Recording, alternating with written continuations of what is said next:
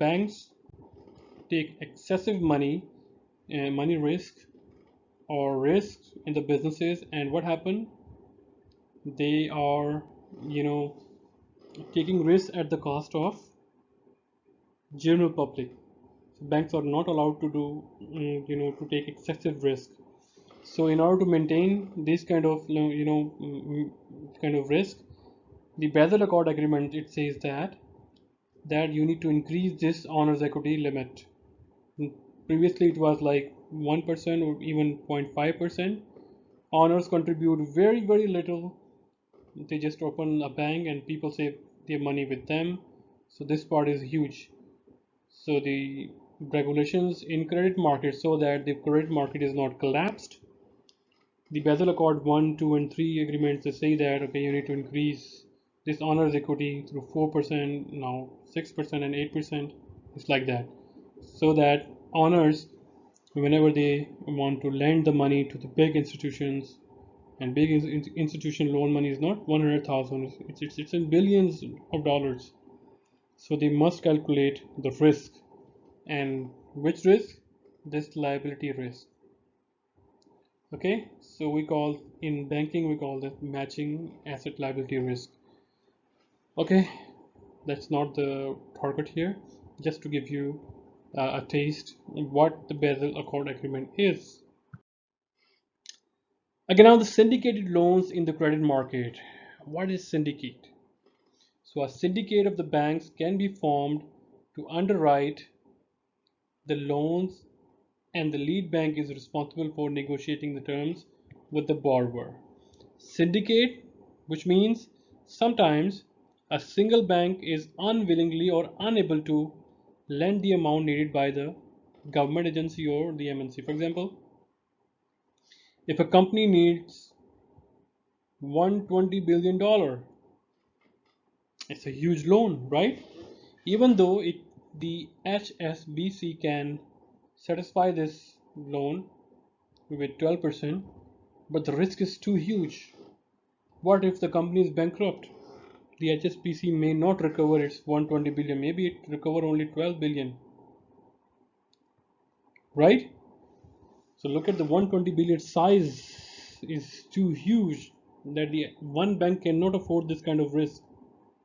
So what, or maybe the $120 billion is not right now with the HSBC. So what they can do, so this company apply loan to HSBC. The HSBC say that look, I can be a lead bank, which means most capital I will provide, for example 60 billion, and I will ask ICBC, BOC, Standard Chartered Bank, American Bank, right?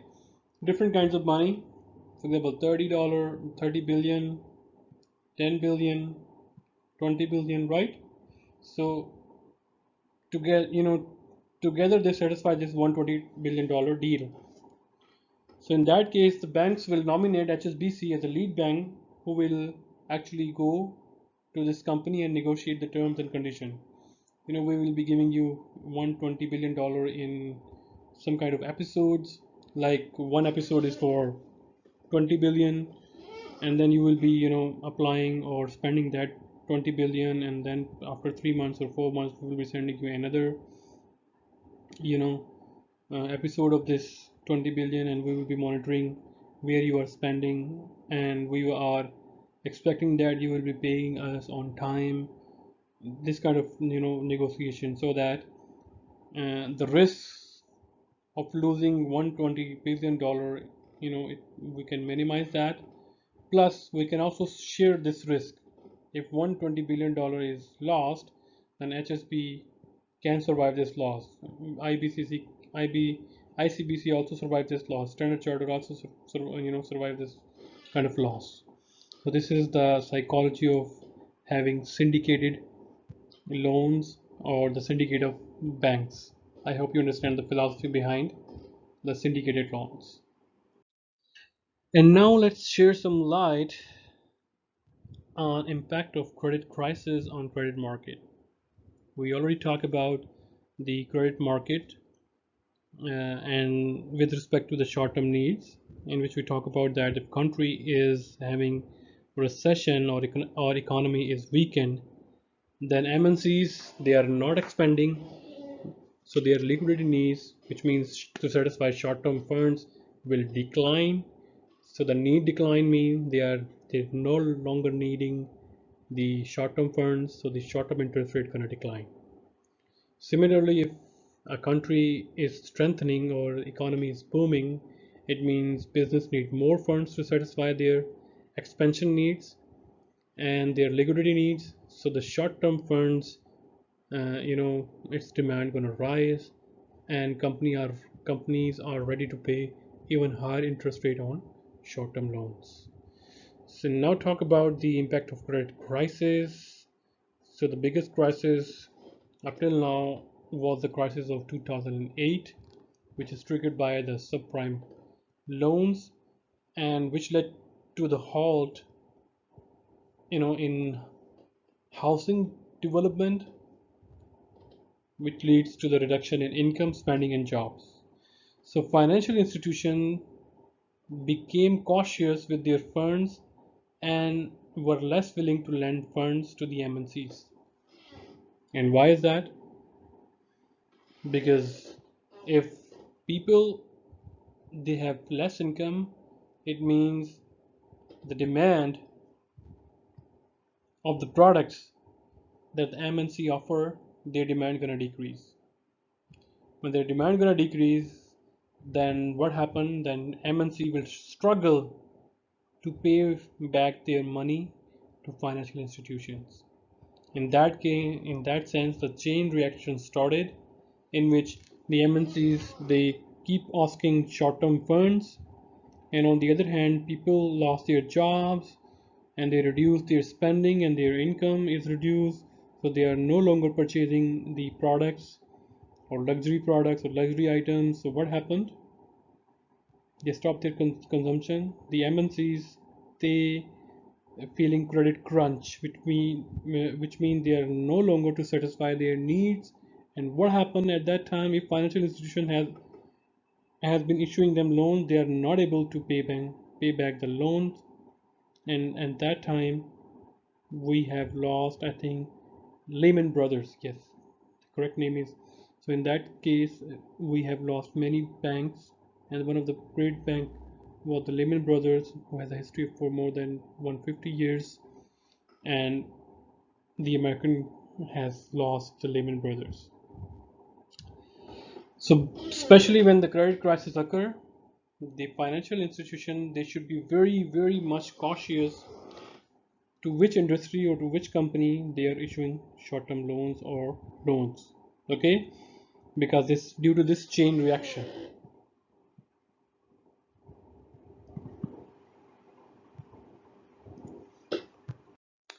And now let's talk about the international bond market. So bonds, we already know that bond is like a certificate issued by the company to ask loan from the public or from the participants. They can also be traded by the exchange. They can also be issued, out of the over the counter. Sorry, over the counter, and they can be also be issued to some wealthy partners as well. So foreign bonds are issued by borrower foreign to the country where the bond is placed. Right? For example, if US issued its bonds to Vietnam, we call that foreign bonds, right? Because US is needing a US company is needing money, and they are asking money from they are going to the Vietnam and asking money for their US counterparts. Eurobonds are the bonds sold in countries other than the countries of the currency dominating the bond. What does it mean? It means if you are a US company, even though you are in Germany, and Germany currency is euro, right? But the US company which is in Germany, it is not asked, not you know issued issuing the bonds in euro. It is issuing the bond in dollars. So we call that euro bonds. So partially a result of the interest equalization tax imposed by the US government in 1963 to discourage the US investors from investing in foreign securities. And why this happened? For example, if a US company,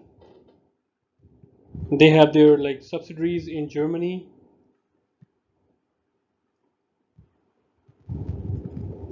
if US company needs money in US dollar, they can ask their subsidiaries to issue a bond in the Germany in dollar and receive funding from here and avoid interest, you know, more interest or high interest rates.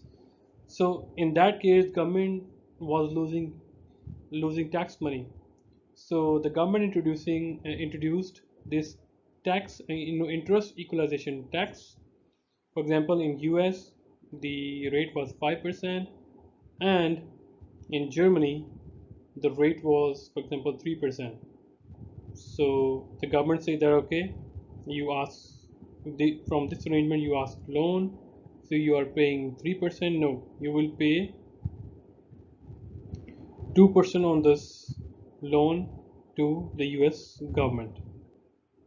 So in that case, the US government, they discouraged the US investors to go out to the foreign countries and exploit this kind of situation without paying taxes.